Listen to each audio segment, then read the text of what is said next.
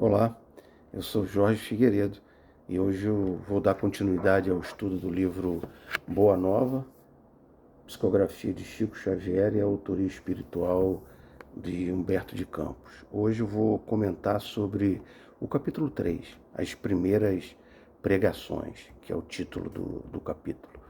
Humberto de Campos narra os primeiros movimentos do Cristo, sua caminhada através do deserto, a sua separação de João o Batista, a passagem de Jesus por Jericó até a chegada de Jesus em Jerusalém, aonde ele repousa. No dia seguinte, Jesus vai até o templo e fica sentado na escadaria, quando ele tem contato com um sacerdote chamado Hanã. De acordo com Humberto de Campos, Hanã seria mais tarde um dos juízes implacáveis de Jesus. Hanã, curioso de ver um jovem sentado como um peregrino à beira das escadarias do templo, pergunta para ele, quer saber o que aquele jovem, o que Jesus está fazendo na cidade. Nessa hora que se estabelece o início da comunicação entre os dois, Jesus mostra uma força moral muito grande e fala algo que choca Hanã. Ele fala, eu vim aqui buscar a instalação do reino de Deus. Isso para um sacerdote, vindo de um peregrino, isso causa um espanto. E Hanã, ironicamente, sarcasticamente, não acredita naquilo que ele está ouvindo e desdenha de Jesus e das suas palavras. E questiona ele, né? O que vem a ser isso? E aí Jesus nos brinda com uma frase que grande parte do movimento espírita conhece e que não há definição melhor, e diz que reino de Deus é a obra divina no coração do homem. Hanã, mesmo com essa resposta de Jesus, Hanã se mantém ainda um certo distanciamento de Jesus, um certo descrédito de Jesus, né? E duvida principalmente da capacidade que Jesus tem de levar essa empreitada adiante, né? Um jovem sentado como peregrino à beirada de um templo. Agora, eu queria fazer aqui uma reflexão, já para a gente começar a pensar. Nós, muitas vezes, também nos comportamos como Hanã, né? Que nós continuamos duvidando da capacidade do Cristo. Por isso que é importante entendermos que Deus tem soluções que as nossas mentes pequenas não conseguem alcançar porque trabalha em planos diferenciados. E Jesus diz para Hanã que companheiros hão de chegar de todos os lugares. E Jesus continua falando para Hanã, sacerdote, nenhum mármore existe mais puro e mais formoso do que o do sentimento, e nenhum cinzel é superior ao da boa vontade sincera. Mesmo com essas frases delicadas, profundas, de extrema espiritualidade, Hanã, que era um sacerdote, continua assim querer entrar nesse círculo de pensamento espiritual do Cristo. Continua mantendo um distanciamento. E para manter esse distanciamento, ele pergunta a Jesus se Jesus conhece Roma e Atenas. Hanã, um sacerdote, pensando na materialidade. E o Cristo responde a ele de maneira muito espiritual. Eu conheço o amor e a verdade. Então, a gente percebe que não é a posição que a gente está exercendo, a função que nós temos, que vai dizer o que o nosso coração está cheio.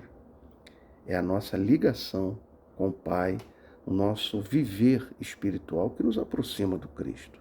Na continuidade desse diálogo, e aí é importante, Jesus diz assim, sei qual é a vontade de meu Pai que está no céu. Como se Jesus quisesse e estivesse antecipando aquilo que ele ia colocar na oração do Senhor, lá no Sermão do Monte. Se estabelece aí o final do contato entre Hanã e o Cristo. No dia seguinte, Jesus inicia sua caminhada de volta para Galiléia. Então, essa passagem, aqui nós encontramos no Evangelho de Mateus, conhecido como o início da proclamação do reino pela Galileia. Mateus capítulo 12, versículos de 12 a 17. E nessa caminhada de retorno, Jesus chega e se aproxima dos primeiros discípulos que ele vai começar a chamar. Então ele se aproxima do grupo de pescadores e entre eles estão Pedro e o seu irmão André, que imediatamente, pelo olhar, pelas circunstâncias das vibrações do local e da proximidade do Cristo, eles se conectam. André lembra de já ter visto Jesus junto de João Batista nas cercanias de Betsaida. Pedro, de alguma maneira, se sente agradavelmente surpreendido por aquela presença e se estabelece um diálogo entre eles. Jesus, então, falando docemente para eles, começa a explicar diversas coisas sobre o reino de Deus, sobre a implantação desse movimento, da mesma forma que conversou com Hanã. Qual é a diferença? A diferença é que Pedro e André se conectam com Cristo, sentem no seu coração uma ligação espiritual com as palavras do Cristo. E Jesus então pergunta para os dois: quereis ser meus discípulos? Então, eles não sabem como isso é possível, né? Como eles são atraídos por aquela figura doce, como eles são envolvidos de uma maneira bem profunda pelo coração do Cristo que se expande na direção deles. E eles aceitam. Eles não sabem muito bem explicar isso, né? Lá no primeiro capítulo, Humberto de Campos nos diz que os espíritos servidores do Cristo estariam encarnando na Terra naquele momento. Vocês lembram disso? Eu comentei sobre isso. Eles viriam na figura, conforme está no capítulo, de humildes pescadores, para que formassem a base espiritual aos eternos ensinos do Cristo. Então está aí a resposta, nós já sabemos. O Senhor, e seguem os passos deles, esses discípulos, né? Em seguida, Jesus entra na coletoria e chama quem? Mateus. Humberto de Campos termina o capítulo com Jesus fazendo a sua primeira pregação. Uma descrição belíssima do cenário que serviu de moldura para essas primeiras palavras do Mestre. É de uma sensibilidade de Humberto de Campos descrevendo o cenário que é algo maravilhoso. Ela é tão rica de detalhes que conforme nós vamos avançando nessa leitura, nós vamos pintando mentalmente um quadro dessa linda paisagem.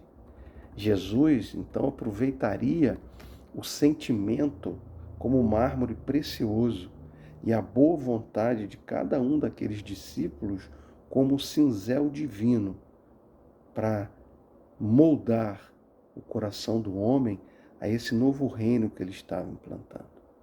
Então eu faço uma pergunta: como é que anda a nossa boa vontade? Nós estamos nos esforçando ao máximo para seguir os passos do Mestre?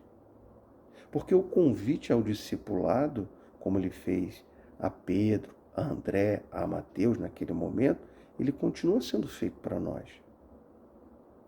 Nós estamos realmente acreditando no Cristo que vai estabelecer o reino divino na terra, ou nós estamos como Hanã, duvidando, não acreditando, pensando materialmente nisso? Então, fica aqui uma ideia para que todos pensem como anda a nossa boa vontade de colaborar no discipulado do Cristo, para que nós possamos prosseguir com boa vontade na execução dessa obra. Obrigado e até a próxima.